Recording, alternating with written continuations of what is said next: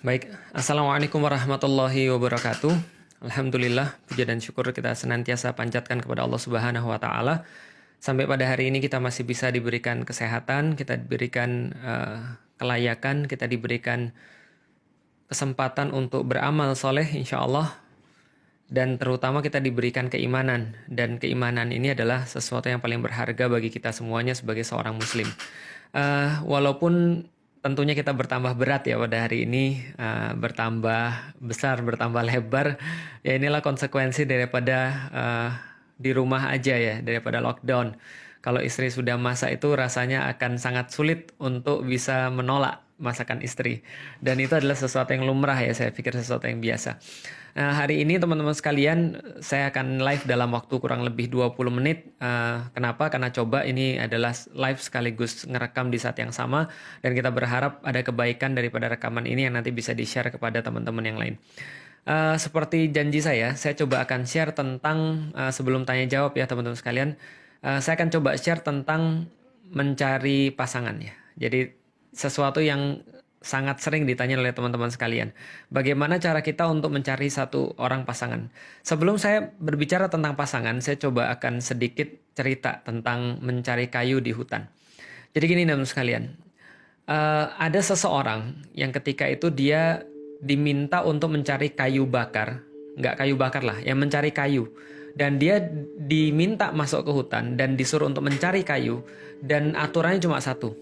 Kamu cuma boleh berjalan maju ke depan dan nggak boleh mundur lagi ke belakang. Itu syaratnya satu-satunya. Jadi kalau seandainya dia itu dapat kayu, sudah dapat satu kayu, dan dia nggak boleh lagi mundur ke belakang. Dia harus tetap maju terus dan nggak boleh mundur. Aturannya cuma satu ya. Masuk ke hutan, lalu kemudian ambil kayu yang paling bagus menurutmu, tapi kamu tidak boleh lagi balik ke belakang. Kamu tetap harus jalan ke depan. Dan hutan itu ya ada awalnya pasti ada akhirnya. Dan dia harus mencari kayu sekali lagi yang paling baik dan yang paling bagus. Oke teman sekalian. Apa yang terjadi? Yang terjadi adalah seorang laki-laki ini ketika dia masuk ke hutan, dia jalan, lalu kemudian dia cari kayu. Dia dapat satu kayu. Dan kayu ini bagus banget. Dia lihat, wah ini kayu ini bagus nih. Apa pikiran dia? Pikiran dia adalah, kayaknya di depan ada kayu yang lebih bagus. Nggak apa-apa, ini baru mulai, baru awal. Nanti di depan ada kayu yang lebih bagus. Sayang nanti kalau aku dapat kayu yang bagus, aku akan nyesal.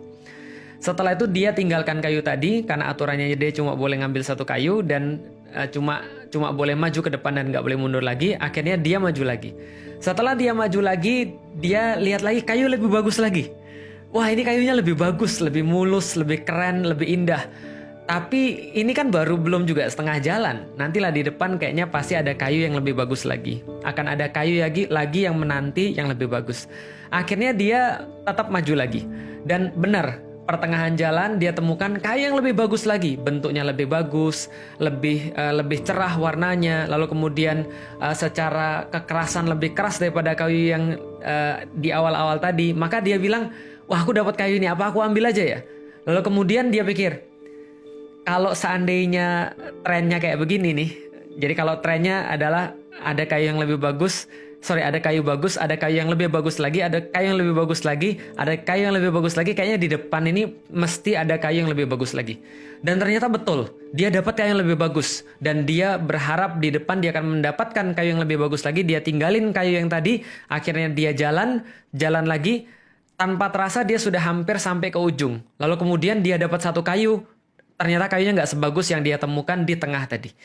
Kayunya mungkin lebih retas, lebih getas, lebih kemudian gelap warnanya, dan mungkin nggak seperti yang dia bayangkan. Dia pikir, harusnya aku ambil yang tadi. Tapi nggak apa-apa, daripada aku ambil yang ini downgrade. Lebih baik aku cari yang di depan lagi. Akhirnya dia cari yang di depan lagi, dia dapat kayu yang bagus lagi, dan dia bilang, tapi ini bagus sih, tapi nggak sebagus yang di tengah. Aku akan cari, kalau aku yang dapat di tengah, aku akan langsung untuk ambil, lalu kemudian keluar daripada hutan ini. Dia tinggalin lagi dan dia jalan. Terus menerus begitu, ternyata apa yang terjadi? Sampai dia keluar daripada hutan tadi, dia tidak mendapatkan kayu satupun yang dia bisa bawa ke rumahnya. Ini kayak apa sih? Ini kayak orang yang ketika dia mau nikah, tapi dia nggak ngerti kenapa dia mau nikah. Ini yang saya maksud dengan orang-orang yang nggak ngerti tujuan dia nikah itu apa. Karena itulah dia bingung, karena itulah dia mungkin berada dalam satu keadaan di mana dia ini iya nggak ya? Aku harus nggak nih? Ini terima nggak ya? Ini ditolak atau nggak nih? Atau seperti apa nih? Ini yang saya bilang orang yang kayak ibarat nyari kayu dan dia terus-menerus berpikir nanti di depan ada yang lebih baik. Nanti di depan ada yang lebih baik. Nanti di depan dia pikir di belakang coba aku ambil. Hidupnya akan penuh dengan penyesalan dan hidupnya akan penuh dengan harapan-harapan yang nggak pasti.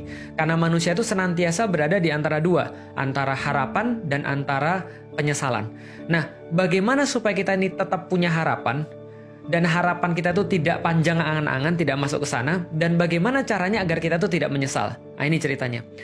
Yang menjadi kritik saya pada orang-orang yang mereka itu senantiasa bingung dalam proses pernikahan, senantiasa mungkin galau dalam proses pernikahan adalah kita tuh coba jelasin dulu kenapa kita mau nikah. Kenapa kita mau melanjutkan ke jenjang pernikahan. Akan sangat sulit kalau seandainya bayangan kita tentang pernikahan itu adalah bukan sesuatu yang benar, bukan sesuatu yang tepat, bukan sesuatu yang memang berlandaskan dengan syariat. Ini akan menjadi sangat sulit sekali. Tapi apabila kita sudah tahu kenapa kita menikah, atas dasar apa kita menikah, dan apa yang mau kita lakukan setelah nikah, maka semuanya akan semakin mudah. Apa maksud saya di situ? Kejadian kayak orang yang nyari kayu di hutan tadi nggak akan pernah terjadi kalau Anda benar-benar paham tentang kenapa Anda nikah dan untuk apa nikah itu. Jadi membayangkan nikah itu untuk apa. Dengan itu semuanya, maka teman-teman akan sudah punya yang namanya karakteristik yang diperlukan.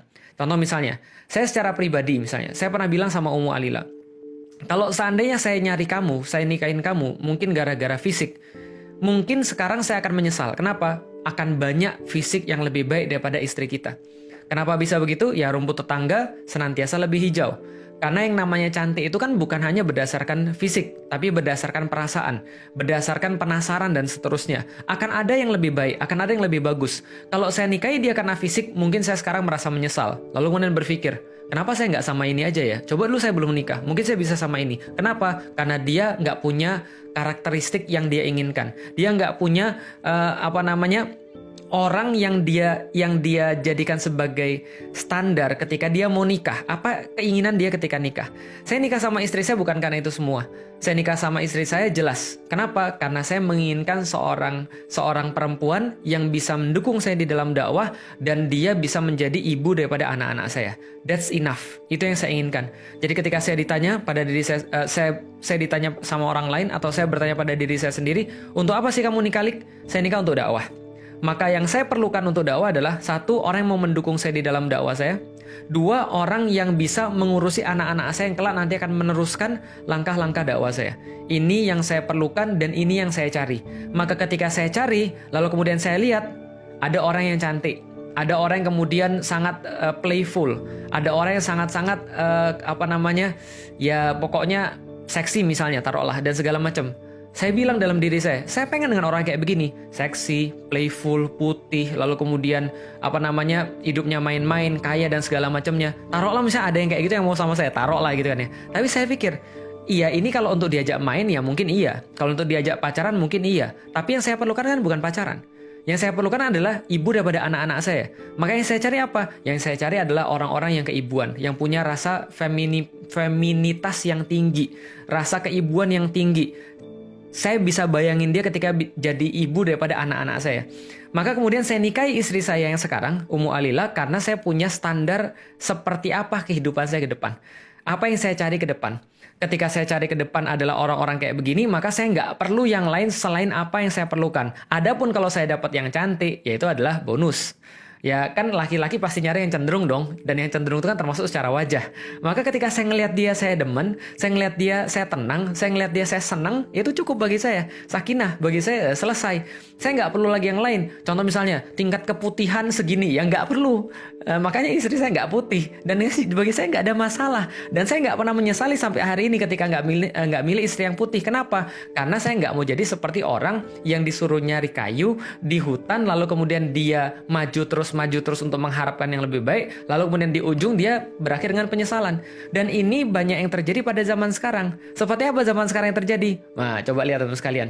Ada orang-orang yang kadang-kadang ya, ketika misalnya contoh, ada seseorang yang datang pada dia, atau ada seseorang yang mengkhitbah dia, taruhlah dia seorang perempuan misalnya. Dia merasa, aku nggak mau, kenapa? Karena aku sudah suka dengan seseorang misalnya. Aku cuma suka sama si dia, dan aku mau dia untuk menjadi kemudian pasangan saya. Pertanyaan saya, untuk apa Anda menikah? Kenapa Anda nikah? Kenapa Anda harus kemudian mengalami jenjang pernikahan? Kalau untuk, ya ini karena dakwah, kenapa harus sama dia?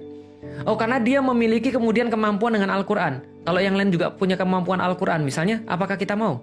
Enggak, aku cuma maunya sama dia. Nah, ini berarti nafsu. Ini berarti bukan pertimbangan syariat. Bukan kemudian dia menginginkan satu fase yang berbeda untuk ketaatan kepada Allah. Ketaatan ini adalah seharusnya menjadi pertimbangan paling utama ketika seseorang mau menikah. Maka kadang-kadang ketika ada seorang akhwat nanya pada saya, Ustaz, kapan kita harus menerima seseorang? Kapan kita harus menolak seseorang? Kita harus menerima seseorang ya kalau dia sudah memenuhi standar yang kita perlukan untuk masa depan. Kalau memang cuma untuk dakwah, memang semuanya untuk lillahi ta'ala, maka ketika datang seorang laki-laki yang baik dan dia sudah punya komitmen di dalam dakwah, sudah punya komitmen dalam ketaatan pada Allah, ya sudah nikahlah. Kan nggak perlu harus ideal. Nggak semua yang kita inginkan harus jadi nyata. Nggak semua yang kita mau harus kemudian terrealisasi. Tapi yang harus terrealisasi adalah apa yang kita niatkan di jalan Allah. Karena pernikahan adalah sebagai sebuah ibadah. Nah, jadi teman-teman sekalian, apa yang menjadi kesimpulannya? Teman-teman harus tahu dulu nikah ini untuk apa. Kalau teman-teman tahu nikah ini untuk apa, teman-teman tahu apa yang harus dilakukan setelah nikah, teman-teman tahu setelah nikah mau ngapain, maka tidak pernah akan ada kebingungan dalam menentukan siapa pasangan kita. Begitupun juga dengan seorang laki-laki. Ketika laki-laki itu tahu persis kenapa dia nikah, maka dia akan lepas daripada pertanyaan-pertanyaan yang nggak penting yang seringkali ditanyakan kepada saya. Ustadz, saya suka dengan seseorang, saya mau ngajak dia nikah, tapi dia non-muslim, gimana Ustadz? Ya tergantung antum nikahnya untuk apa. Antum nikahnya itu tujuannya apa? Ustaz, saya mau nikah Ustaz, tapi mohon maaf Ustaz, gimana kalau seandainya dia bukan satu etnis dengan saya? Dia orang Sunda Ustaz, sedangkan saya orang Padang. Emang terus kenapa? Yang kamu nikahnya karena apa dulu gitu kan ya? Ustaz, mohon maaf Ustaz, saya mau nikah sama dia Ustaz. Tapi gimana Ustaz? Kalau seandainya saya tuh pengennya yang seksi. Nah, ini balik lagi. Jadi antum tuh nikah untuk apa? Kalau orang nikah itu untuk Allah, maka pertimbangannya akan disesuaikan dengan itu. Kalau saya pengen pergi ke Turki, maka saya cari tiket ke Turki. Kalau saya pengen pergi ke Bandung, saya nggak usah beli tiket pesawat. Kalau saya pengen pergi ke Surabaya, saya akan cari tiket pesawat, tapi bukan pesawat internasional. Maka apapun yang akan kita lakukan, kriteria kita dalam dan memilih seorang pasangan sangat tergantung dengan bagaimana kehidupan yang kita inginkan pasca nikah. Ini yang paling penting di dalam pernikahan. Dan ini yang paling sering juga dilewatkan sama orang.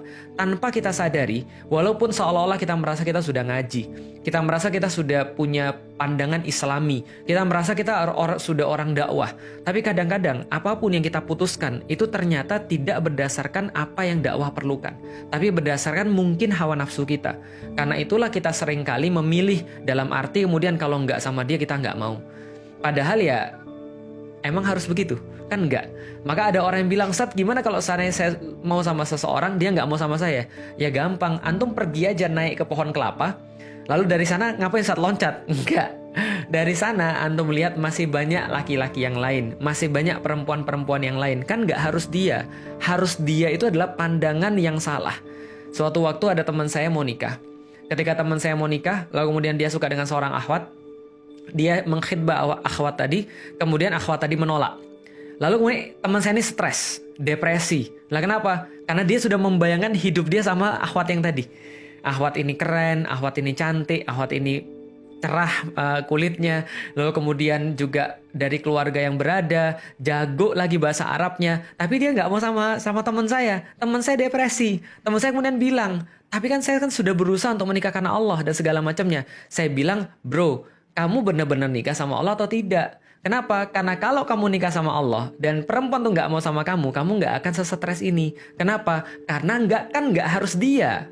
Kata-kata harus dia, pokoknya harus dia, itu sudah tanda bahwa Anda tidak menikah karena Allah. Mohon maaf banget, tapi ini harus saya sampaikan. Juga sama seperti ada laki-laki kadang-kadang datang ke saya. Tiba-tiba kemudian bilang, Ustaz, saya maunya sama perempuan yang ini. Dia cuma lihat fisiknya, tiba-tiba dia menentukan bahwa dia harus sama perempuan ini. Dan dia nggak tahu tentang segala macam hal di belakangnya. Nah, ini adalah menurut saya bagian daripada orang yang nggak siap untuk nikah sebenarnya. Kenapa? Karena itu bukan siap nikah, bukan lillahi, tapi nafsu. Nafsu itu mudah sekali dengan mata. Tapi pertimbangan-pertimbangan yang lain itu harus bebas daripada nafsu. Saya nggak bilang bahwa antum nggak boleh cari yang cantik. Saya nggak bilang bahwa antum nggak boleh cari yang cakep. Saya nggak bilang antum nggak boleh cari orang-orang yang ideal. Ideal itu boleh, nggak ada masalah. Tapi ya kita harus tahu kapan kita harus bertahan dengan idealitas itu, kapan kita harus balik lagi pada standar kita, itu adalah mencari kayu yang terbaik. Apa itu kayu yang terbaik? Kayu yang terbaik adalah kayu yang kita perlukan. bukan kayu yang harus memenuhi seluruh idealitas yang ada. Contoh misalnya, cari laki-laki. Apa ciri-ciri laki-laki yang kamu mau, Mbak? Seperti Rasulullah Muhammad. Oh ya, semuanya juga mau gitu kan ya. Cuman masalahnya adalah bukan itu, tapi seberapa banyak laki-laki yang kayak Rasulullah Muhammad kan gitu kan ya. Ya sudah, gini aja. Yang kamu pikirin ke depan tuh maunya dakwanya kayak apa? Oke, saya mau dakwah sebagai seorang ibu rumah tangga. Yang ibu rumah tangga ini punya kerjaan-kerjaan adalah di bidang ini.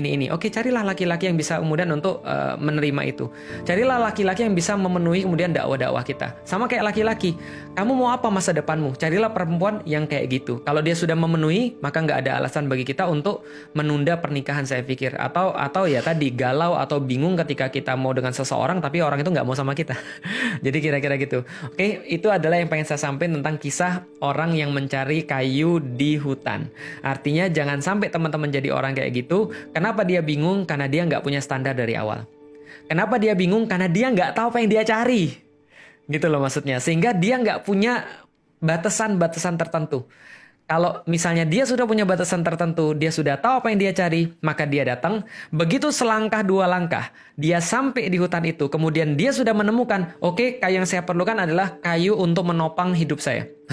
Menopang badan saya. Berarti kayunya harus keras, kayunya harus segede ini, karena supaya segede ini biar mudah dipegang.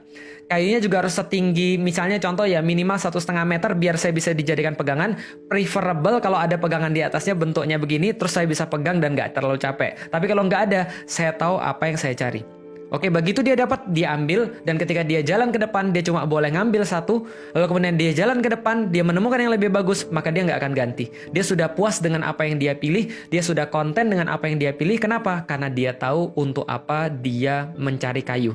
Sama kayak orang nikah, maka ketika dia sudah tahu untuk apa dia nikah, dia sudah tahu kontennya seperti apa, bukan konten, dia sudah tahu seperti apa kriteria yang dia perlukan, maka dia akan segera untuk menikah ketika dia sudah menemukan kriteria-kriteria seperti itu. Gitu ya teman-teman sekalian. Nah, silakan sekarang teman-teman punya waktu sekitar 5-10 menit untuk tanya dan jawab. Mudah-mudahan ada kebaikan dari situ. Yang ketinggalan insya Allah ini akan kita publish di YouTube. Jadi ini saya juga rekam dan kita akan publish di YouTube, dan mudah-mudahan teman-teman bisa menikmati di YouTube.